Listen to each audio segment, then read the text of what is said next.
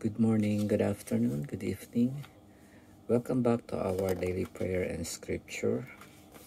Ang mabuting balita ng ating Panginoon ayon kay San Mateo chapter 10 verse 7 up to 15. Papuri sa iyo, Panginoon.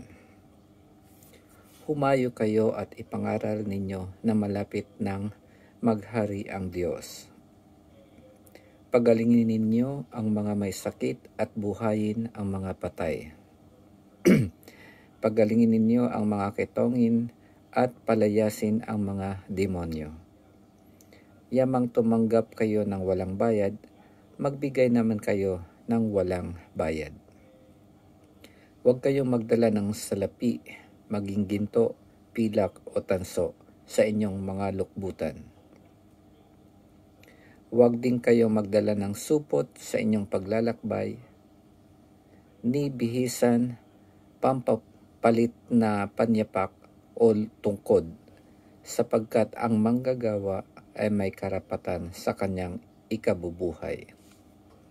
At saan mang bayan o nayon kayo dumating, humanap kayo ng taong karapat-dapat pakituluyan, at manatili kayo roon habang kayo'y nasa lugar na iyon. Pagpasok ninyo sa bahay, sabihin ninyo, maghari nawa ang kapayapaan sa bahay na ito. Kung karapat-dapat ang mga tao sa bahay na iyon, panatilihin ninyo sa kanila ang inyong bati. Ngunit kung hindi, bawiin ninyo ito. At kung ayaw kayong tanggapin o pakinggan sa isang tahanan o bayan, umalis kayo roon at ipagpag ang alikabok ng inyong mga paa. Sinasabi ko sa inyo na sa araw ng paghuhukom ay higit na mabigat ang ipaparusa sa mga tao sa bayang yaon kaysa dinanas ng mga taga-Sodoma at taga-Gomora. Ang mabuting balita ng ating Panginoon. Pinupuri ka namin, Panginoong Jesucristo.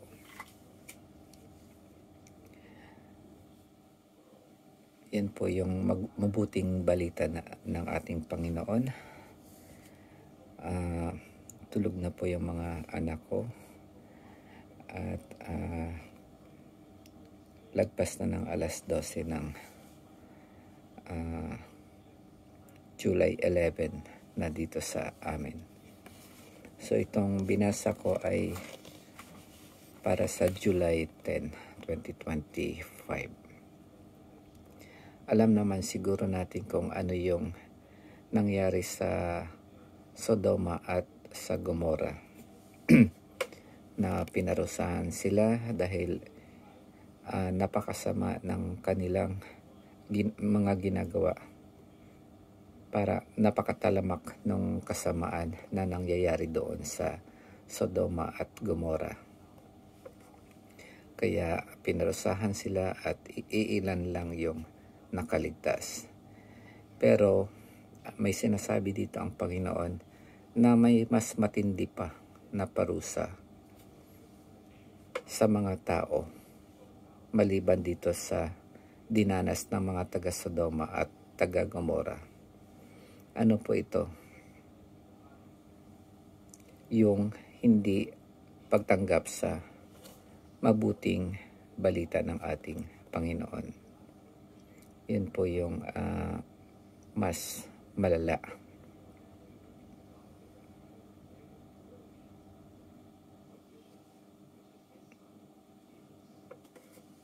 Kapag hindi nila tinanggap yung mabuting balita ng Panginoon.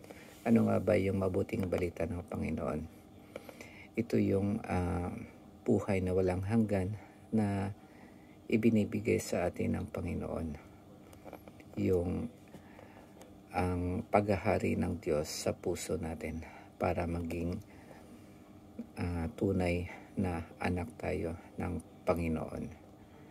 Alam naman natin na ang mabuting balita ay tayo ay mga makasalanan at hindi tayo karapat-dapat na magkaroon ng buhay na walang hanggan. Walang kabayaran yung kasalanan natin at hindi natin maliligtas ang ating sarili sa walang hanggang kaparusahan or impyerno. Pero dahil sa Panginoong Jesus, ang Diyos ay nagkatawang tao, namatay siya sa krus at niligtas niya tayo, tinubos niya tayo sa ating mga kasalanan. Ang ating mga kasalanan, ang kaparusahan nun ay ipinataw sa Panginoong Jesus at doon sa krus. Kaya nung nabuhay na uli ang Panginoon, natubos na niya ang ating mga kasalanan at ipinagkaloob niya sa atin ang kanyang Espiritu. Pinagkaloob sa atin ng Diyos ang Espiritu Santo para mamuhay sa ating bilang Kristiyano at para magkaroon tayo ng buhay na walang hanggan sa susunod na mga panahon at sa huling araw ng ating buhay dito sa mundo at sa muling pagbabalik ng ating Panginoon. Kaya yun po ang ating mabuting balita sa araw na ito, at nawa po tayo po ay mas lalo pa tayo magsaliksik tungkol dito sa mabuting balita na inaalay ng ating Panginoon sa atin.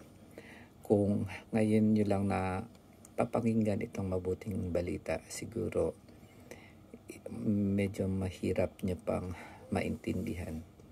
Pero magsaliksik po tayo. Lagi po tayong kahit linggo, umattend po tayo sa banal na misa, makinig tayo sa homily, pagkatapos basahin ang mabuting balita ng ating Panginoon. Yun lamang po sa araw na ito, at pagpalain po tayong lahat ng ating Panginoon. Amen.